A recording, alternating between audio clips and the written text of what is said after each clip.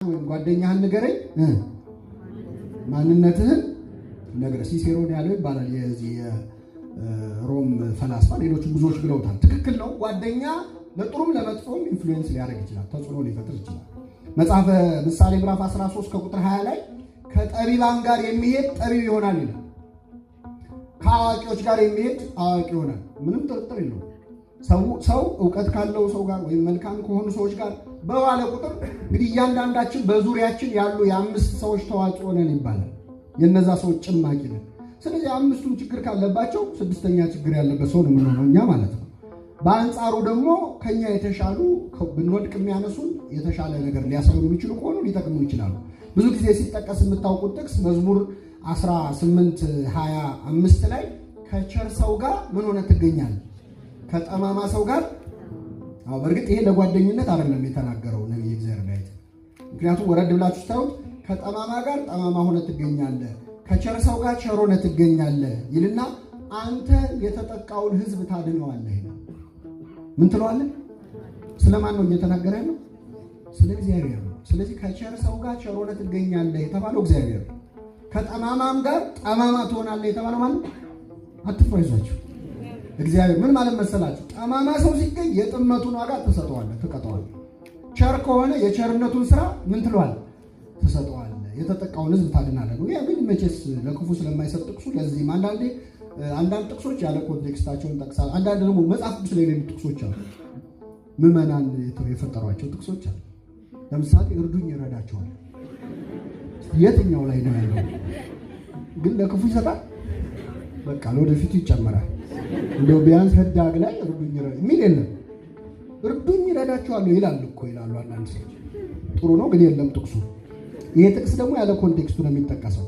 ቅዱስ ጳውሎስ ደግሞ ባልንጀራህ ክፉ ሲሆን ክፉ ሊያደርግህ እንደሚችል አንደኛ ቆሮንቶስ ምዕራፍ 15 ከቁጥር 32 ላይ አትሳቱ፣ ክፉ ባልንጀርነት መልካሙን አመል ምን ይላል? ያጠፋል። በእርግጥ ይህንን ስትሰሙ አሁን አንዳንዴ ስለዚህ መምረጥ ያለብኝ ጥሩ ጓደኞች ነው ማለት ነው ብላችሁ እንዳትሄዱ አደራ። እንደዛ ከሆነ ምን ይሆናል መሰላችሁ? ሁሉም ሰው ጥሩ የሚመርጥ ከሆነ እነማ ይቀራሉ? አቤት ክፉዎች። ስለዚህ ለሀገር ደህንነትም ጥሩ አይደለም እንደዚህ አይነት። ሁለተኛ በሌላ ቦታ ቅዱስ ጳውሎስ እያንዳንዱ ከሱ ይልቅ ባልንጀራው እንደሚሻል በትህትና ይቁጠር ይላል። ከሱ ይልቅ ማን? ስለዚህ አንድ ሰው እሱ ክፉ ነው አይሆነኝም ብሎ ጓደኛውን ሲተው እኔ ምን ያልኩ ነኝ እያለ ይሄ ብቻ ራሱ እሱ ነው እንደውም ክፉ ከጓደኛው ይልቅ ትዕቢተኛ ነው የሚያስበው። ቅዱስ ጳውሎስ የተናገረው ጓደኛ ክፉ እያያችሁ ሽሹ ለማለት አይደለም። ከፍ ብላችሁ ስታነቡ ስለ ትንሣኤ ነው የሚያስተምረው። ትንሣኤ ባይኖር መከራ መቀበሌ፣ ከአውሬ ጋር መታገሌ፣ ዋጋ መክፈሌ ምን ዋጋ አለው? ዛሬ ነገ እንሞታለንና ዛሬ እንብላ እንጠጣ የሚሉ ሰዎች እንደሚሉት ይሆን ነበረ። ሞቼ በስብሼ ፈርሼ ምቀር ቢሆን ኖሮ ትንሣኤ ባይኖር ኖሮ ዋጋ የለውም ነበር። አትሳቱ፣ ክፉ ባልንጀርነት መልካሙን አመል ምን ይላል? ያጠፋል። ምን ማለት ነው? ትንሣኤ ሙታንን ከማያምኑ ሰዎች ጋር ትውሉ ከሆነ እንብላ እንጠጣ ብቻ የሚሉ ነገር ነው። ፒግ ፊሎዞፊ የሚባል ነገር አለ። የአሳማ ፍልስፍና ነው። ብላ ጠጣ ነገር ምን ችግር አለው? እንደዚህ አይነት አስተሳሰብ ካለው ጋር ትውል ከሆነ መልካሙን አመል ያጠፋዋል ማለት ነው እንጂ ክፉዎች ሰዎች ጋር መልካም ሰዎች በመኖራቸው በተቃራኒ ውጤት ይኖረዋል። እስቲ አንድ ጥቅሱን አብረን እንበል። ክፉ ባልንጀርነት መልካሙን አመል ያጠፋል። በአንጻሩ ደግሞ መልካሙ አመል በሉ ክፉን ባልንጀራ ሊቀይር ይችላል። ክፉንም ሊቀይር ይችላል ለራሱ ጥቅሱ ማለት ነው። እና እግዚአብሔር እንደዛ ለማለት አይደለም። ለክፋት የክፉ ባልንጀርነት ሌላው ምን አይነት መሰላችሁ? የክፋት ጓደኝነት አለ። ለምሳሌ አሁን የሆኑ ሰዎች የሆነን ሰው ይጠላሉ። የጠላት ምን ነው ይባላል። ስለዚህ ይዋደዳሉ በጣም በቃ የሆነን ሰው ስጠላ ደግሞ ፍቅር እንዴት እንደሚጨምር ልነግራችሁ የታወቀው እንዳትሉ ያደራችሁ። ግን መጽሐፍ ቅዱስ ላይ አሁን ዮሴፍ እንግደለው ብለው ሲወያዩ በጣም ደስ ብሎ ውይይት ነው ያለው። ቅዱስ ኤፍሬም ሶርያዊ ምን ይላል? እንደዛን ቀን ምግብ ጣፍጧቸው አያውቅም ይላል። ሲበሉ አብረው በቃ እንዴት አድርገን እንግደለው፣ እውነትም እኮ ይባባላል። ሰው ትሁት ይሆናል። ሰው ሲጠላ ይዋደዳል። ይሄ ፍቅር ግን የተመሰረተው ሌሎችን ምን በማለት ነው? በመጥላት። የአይሁድ ማህበር ተባበሩ ይላል። ማህበራን አይሁድ ተመድበሉ ለሰቂለ አምላክ ተማሃሉ ክቡረ ንጉሠ ሰቀሉ ደሙ ላይሌነ ወላይለ ውሉድነ እንዘ ይብሉ።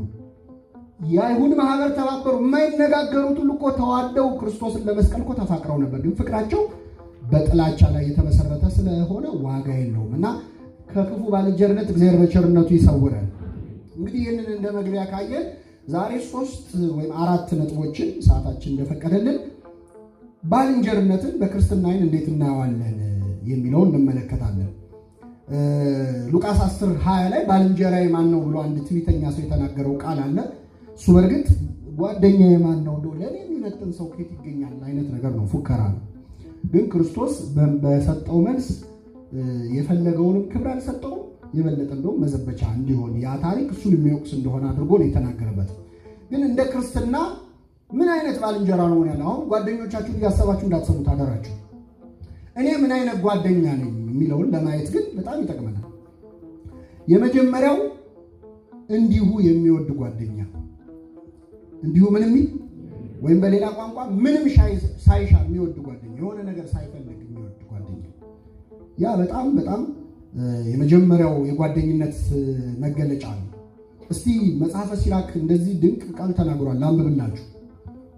ወዳጅ ባበጀህ ጊዜ ይላል፣ ጓደኛ ባበጀህ ጊዜ በችግር ወራት አብጅ ይላል። በምን ወራት? የችግር ሰሞን ጓደኛ ያዝ። ጓደኛ ስትይዝ ወረተኛና ለጥቂት ቀን የሚሆን ወዳጅ አለ። በመከራ ቀን ከአንተ ጋር መከራን አይታገስም። ስለ ማዕድህም የሚወድ ወዳጅ አለ። እርሱም ከአንተ ጋር አይኖርም፣ ከተቸገርክ በኋላ ይለያል። በተሾምክ ጊዜ ደግሞ የሚሆን ወዳጅ አለ። ስትሾም ስትሸለም እንዳንተ ይሆናል፣ ቤተሰብህንም ሁሉ ይገዛል ይላል። ሲራክ ከ6 እስከ 10 ድረስ ከ7 እስከ 10 ማለት ነው። ምዕራፍ 6 ከቁጥር 7 እስከ 10 ድረስ። እዚህ ውስጥ በጣም ብዙ የታመቁ ቁም ነገሮች አሉ። ኮንዲሽናል ላቭ ማለት ነው፣ በምክንያት መውደድ። መቼስ እኛ እውነት ለመናገር በጠቅላላው ሰው የምንወድበት የሆነ ምክንያት አለ። የላችሁ? እንዲሁ የወደደን ማምቻ ዓለሙን እንዲሁ እኛ እንዲሁ አንወድ፣ እንዲሁ ግን ጠላን አጥሩ። እኔ ምንም እንዲሁ ሰዓት ደስ አትለኝ የምንለው በጣም የሚገርም እኮ አስተሳሰብ ነው ያለው። እንዲሁ የወደደንን አምላክ እያመለክን እንዲሁ የምንጠላቸው ሰው ዝም ብሎ የአይኑ ቀለማን አማረኝ። በተለይ ደግሞ በኋላ ክፉ ነገር ከተገኘበት እኮ ትከሻዬ እኮ ነግሮኛል ቀድሞ ይላል። ይሄ ማለት ምክንያት ሳይኖር መጥራት። ምክንያት ሳይኖር ደግሞ መጥላት ከጀመርክ የሆነ ሰው ምክንያት ማግኘት አይቀርም። ምክንያቱም አረንጓዴ መነጽር ያደረገ ሰው የሚያየው ነገር ሁሉ ምንድን ነው? ከጠላኸው የምጠላበት ምክንያት ስትሰበስብ ትውላለህ። እኔ እኮ ጠልቼው አይደለም ብዙ ችግር አለበት እያለ ከዛ በኋላ ታጠራቅመዋለህ። ህሊና ዝም ብዬ ጠላሁት የሚለውን ላለመቀበል ሲል ምክንያት ሲሰበስብ ይሆናል። ጓደኛ ግን ይላል ጠቢቡ ሲራክ፣ ምን አይነት ጓደኛ ነው? ምክንያት የሌለው ጓደኛ። ለዚህ ነው ጓደኞች የሆነ ነገር ፈልገው ጓደኛ እንዳይሆነው ከፈለግ በችግር ወራት ጓደኛ አብጅ ይላል። ባገኘህ ጊዜ አይደለም፣ በተሾምክ ጊዜ አይደለም፣ ዝነኛ በሆንክ ጊዜ አይደለም፣ በከበርክ ጊዜ አይደለም፣ በችግር ወራት ምንም በሌለ ሰዓት ጓደኛ ሊኖር ጥሩ ነው። ወይም ደግሞ ምንም በሌለ ሰዓት የያዝከውን ጓደኛ ይዘህ ብትዘልቅ ጥሩ ነው እያለ ነው ጠቢቡ ሲራክ። ወረተኛ ጓደኛ አለ፣ ለጥቂት ጊዜ የሚሆን ጓደኛ አለ፣ በመከራ ቀን ከአንተ ጋር የማይሆን ማለት ነው። ስለ ማዕድ የሚወድህ ጓደኛ አለ፣ አብረው እንድትበላ እንድትጠጣ የሚፈልግ ለግብዣ ለምንህ ብሎ የሚወድህ ጓደኛ አለ። ያ ሲቀር የሚቀር ጓደኛ ነው። በተሾምክ ጊዜ ደግሞ በጣም ይገርማቸዋል። በተሾምክ ጊዜ ደግሞ ጓደኛ ይሆናል፣ እሱ ደግሞ እንዳንተ ይሆናል ይላል። በደንብ አስተውሉ። እንደማይሆነ ጓደኞቻቸው ሲሾሙ ኩፍስ የሚሉ ሰዎች እስቲ ምን አገናኝቷቸው? ባለቤቱም መኮፈስ የለበትም በመሰረቱ። ግን አንዳንዴ ሰዎች የሆነ ጓደኛዬ የኔ ምናምን ቢሉት ሰው ከፍ ሲል እነሱም እንደነሱ መሆን ጀምር፣ እንደዛ ከፍ እንዳለው ከዛ ንግግራቸው ሁሉ ይቀያየራል። አረ እንኳን ጓደኛ ተውት፣ የሆነ ታዋቂ ሰውን ጨብጬ መጣው ብሎ ሰው እንዴት እንደሚወጣጠር አታውቁ? እሱ ሰፈር ከተወለደ ራሱ ነው አይደለም? እኛ እኮ ሰፈር እኮ እዚሁ እንትን ሲል ያደገው ነው። ይገርማቸዋል።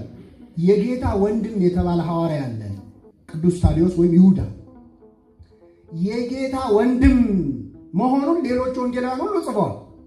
እሱ ግን መልእክት ሲጽፍ የጌታችን የመድኃኒታችን የኢየሱስ ክርስቶስ ባሪያ የሆነ ይሁዳ ነው። ምን የሆነ ይሁዳ? ባሪያ። አንድ ቤት ያደጉ ከክርስቶስ ጋር መግባባት ያናንቃል። የወንድሜ እኮ ነው እሱማ ማለት ይችላል። ግን የኢየሱስ ክርስቶስ ምን አለ ባሪያው። እንዲያለ ስብዕና እግዚአብሔር ያድለን።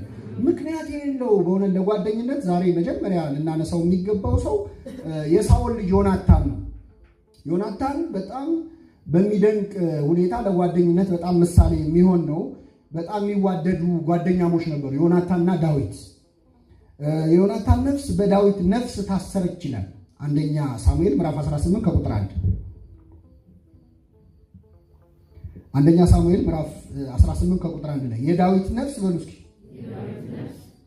የዮናታን ነፍስ ይቅርታ፣ በዳዊት ነፍስ ታሰረች። ምኑ ነው የታሰረችው? በምኑ? በነፍሱ ነው። በጥቅም ነው። ዮናታንና ዳዊት በጥቅም ተሳሰሩ አይደል? በሌላ ጉዳይ ተሳሰሩ አይደል? በምንድን ነው የተሳሰሩ? በፍቅር ነፍሳቸው ነው የተሳሰረችው። እንደዚህ መተሳሰር ያድለን እግዚአብሔር።